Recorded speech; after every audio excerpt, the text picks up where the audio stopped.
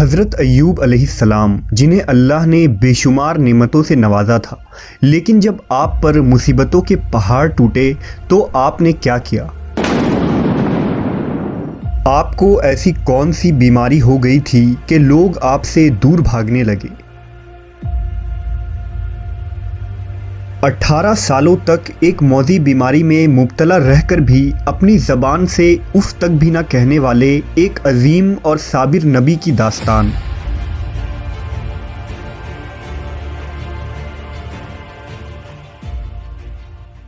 حضرت ایوب علیہ السلام کا عبرانی نام اوب تھا، جنہیں توریت میں جوب کہا گیا ہے۔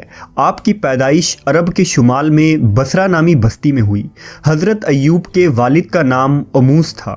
آپ کے والد حضرت اسحاق علیہ السلام کے نسل سے تعلق رکھتے تھے، جبکہ آپ کی والدہ حضرت لوط علیہ السلام کی بیٹی تھیں۔ محققین نے لکھا کہ حضرت ایوب کا زمانہ حضرت یعقوب اور حضرت موسیٰ علیہ السلام کے درمیان کا زمانہ تھا، یعنی تقریباً 1300 اور 1500 قبل مسیح کے درمیان۔ اللہ نے حضرت ایوب کو منصب نبوت پر فائز کیا اور آپ اپنے قبیلے کے سردار بھی تھے۔ حضرت ایوب کو اللہ نے بے شمار مال و دولت سے نوازا تھا۔ آپ کے مال و مویشیوں کی تعداد ہزاروں میں تھی اور خدمت گار اور نوکر چوکر سینکڑوں میں۔ بے شمار باغات اور کھیت کھلیان آپ کی ملکیت تھی۔ ایوب علیہ السلام نہایت ہی فیاض اور سخی انسان تھے۔ غریبوں کی امداد، فقراء و مساکین کی اعانت، بے کسوں کی دستگیری، بیواؤں اور یتیموں کی کفالت، مظلوموں کی فریاد رسی اور عام لنگر کھلانا آپ کا سب سے پسندیدہ عمل تھا۔ حضرت ایوب سے متعلق توریت میں ایک صحیفہ موجود ہے جس کا نام صحیفہ ایوب یعنی دا بک آف جوب ہے۔ آپ کی بیوی کا نام بی بی رحمہ یا لیا تھا، جو حضرت یوسف علیہ السلام کی بیٹی تھیں۔ آپ کے 7 بیٹے اور 3 بیٹیاں تھیں۔ حضرت ایوب لوگوں کو دین ابراہیمی کی تعلیم دیتے اور انہیں شرک و بت پرستی اور برے اعمال سے بچنے کی تلقین کیا کرتے اور آخرت پر ایمان لانے کی دعوت دیا کرتے تھے۔ آپ ہر وقت اللہ کی عبادت اور شکر گزاری میں مشغول رہتے کہ اللہ نے انہیں اتنی ساری نعمتوں سے نوازا ہے۔ روایت ہے کہ ایک روز فرشتے حضرت ایوب علیہ السلام کی اطاعت گزاری، عاجزی اور فرما برداری کی تعریف کر رہے تھے۔ اس پر ابلیس نے دعوے سے کہا کہ اللہ نے ایوب پر انعام و اکرام کی بارش کی ہے، اسی وجہ سے وہ نیک اور شکر گزار ہے۔ اگر اللہ اس پر مصیبت نازل کر دے تو وہ شکر ادا نہیں کرے گا۔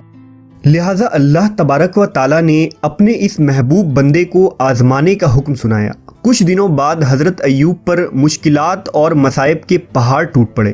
غلہ کے گوداموں میں اچانک آگ لگ گئی اور آپ کا سارا مال و اسباب جل کر راکھ ہو گیا۔ اس پر حضرت ایوب نے صبر کیا اور اللہ کی رضا میں راضی رہے۔ پھر کچھ دن گزرے کہ ڈاکوؤں نے آپ کے غلاموں اور نوکروں کو مار کر آپ کا سارا مال و مویشی لوٹ لیا۔ اب حضرت ایوب کی کل جمع پونجی برباد ہو چکی تھی، لیکن آپ نے صبر کا دامن تھامے رکھا اور اللہ کے حضور کسی بات کی کوئی شکوہ نہ کی۔ پھر ایک دن جب آپ کی اولادیں ایک مکان میں بیٹھے کھانا کھا رہے تھے کہ اچانک مکان کی چھت گر گئی اور وہ سب اسی جگہ فوت ہو گئے۔ حضرت ایوب علیہ السلام کے پاس اب نہ مال تھا، نہ مویشی، نہ گھر اور نہ ہی اولادیں۔ خوشحالی کی ایک علامت بھی باقی نہ رہی۔ پے در پہ تباہی اور ایسے واقعات سے لوگ حواس کھو بیٹھے، لیکن حضرت ایوب کی روشن پیشانی پر ایک شکن تک نہیں آئی۔ حضرت ایوب کے گھر کے باہر آپ کے پیروکاروں اور قوم کے لوگوں کا ہجوم اکٹھا ہو گیا اور سب حضرت ایوب کے اس خستہ حالی اور مصائب پر گریہ زاری کرنے لگے۔ حضرت ایوب نے اس وقت فرمایا کہ میں اپنی ماں کے پیٹ سے برہنہ پیدا ہوا تھا اور برہنہ ہی دنیا سے جاؤں گا۔ یا اللہ، آپ نے مجھے یہ سب کچھ دیا تھا اور آپ نے ہی اپنی امانت واپس لے لی۔ حضرت ایوب کا سب کچھ ختم ہو چکا تھا، لیکن ابھی مزید سخت آزمائش سے گزرنا باقی تھا۔ کچھ دن بعد حضرت ایوب نے اپنے بدن میں خارش محسوس کی۔ آہستہ آہستہ یہ خارش ایک موذی بیماری میں بدل گئی۔ آپ کے پیروں کے تلوے سے لے کر سر کی کھال تک سارے جسم پر تکلیف دہ بڑے بڑے پھوڑے نکل آئے جن میں ٹیسیں اٹھتی تھی تو آپ درد سے بے چین ہو جاتے تھے۔ آپ راکھ پر بیٹھے رہتے اور راکھ جسم پر ڈالتے رہتے تھے۔ اس موذی بیماری اور پھوڑے کو دیکھ کر حضرت ایوب کے عزیزوں اور رشتہ داروں نے آپ سے قطع تعلق کر لیا۔ لوگ آپ سے الگ ہو گئے اور آپ کے پاس آنا جانا بند کر دیا۔ اس مشکل وقت میں صرف آپ کی اہلیہ آپ کے ساتھ رہی۔ آپ کی زوجہ محترمہ نے بیمار شوہر کی تیمارداری میں کوئی کسر نہ چھوڑی، محنت مزدوری کر کے اخراجات پوری کرتی رہیں اور حضرت ایوب کی خوب خدمت کی۔ لیکن بیماری دن بدن بڑھتا چلا گیا۔ اسی دوران ایک دن شیطان ایک طبیب کی شکل میں حضرت ایوب کی بیوی کو ملا۔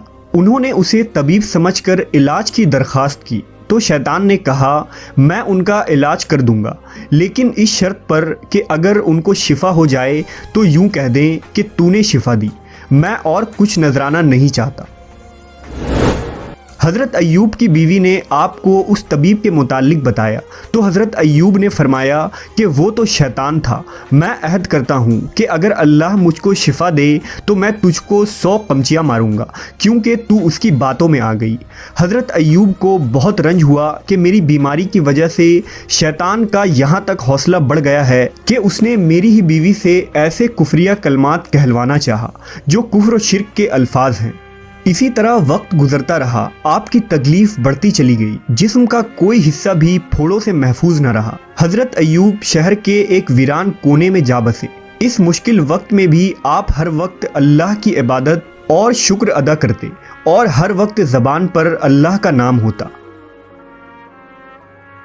اب تکلیف اتنی زیادہ بڑھ گئی کہ آپ کا گوشت جسم سے جڑ چکا تھا اور صرف ہڈیاں اور پٹھے رہ گئے تھے۔ ایک دن آپ کی بیوی نے کہا اگر آپ اللہ سے دعا کریں تو اللہ اس بیماری سے آپ کو ضرور نجات دلوائے گا۔ آپ علیہ السلام نے جواب دیا کہ اللہ نے 70 سال تک مجھے صحیح و سلامت رکھا، اب کم از کم 70 سال تک تو میں صبر کر لوں۔ یہ سن کر ان کی بیوی خاموش ہو گئی اور رونے لگی۔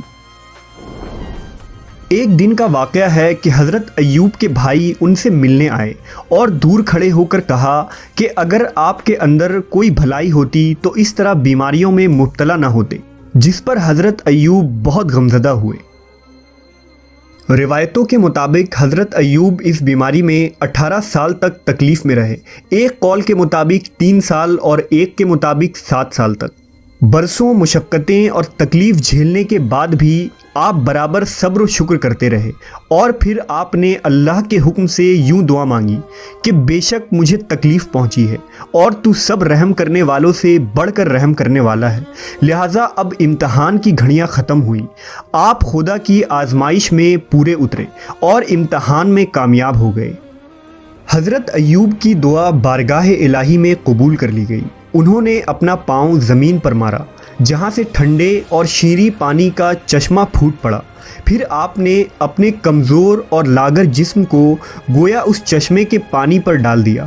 جیسے جیسے جسم پر پانی پڑتا جسم میں توانائی آتی جاتی۔ آپ دیر تک نہاتے رہے یہاں تک کہ مکمل طور پر صحت مند ہو گئے۔ حضرت ایوب کے لیے اللہ نے جنت سے جوڑے بھیجے جسے آپ نے پہن لیا اور وہاں سے ہٹ کر ایک طرف بیٹھ گئے۔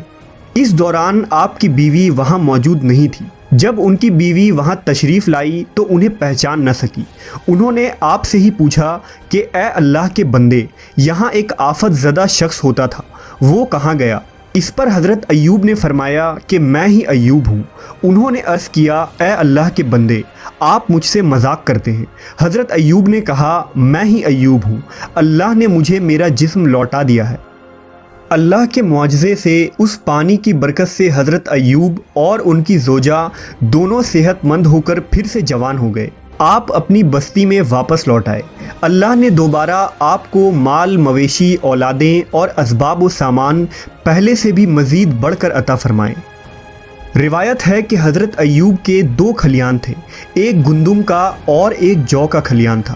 اللہ نے 2 بادل بھیجے، ایک بادل گندم کے کھلیان پر اس قدر برسا کہ سونے سے بھر دیا اور دوسرے بادل نے ایک کھلیان کو چاندی سے بھر دیا۔ हज़रत अय्यूब ने 4 पुश्तों तक अपनी नस्ल को फैलते देखा और 140 साल की उम्र में आपकी वफ़ात हुई।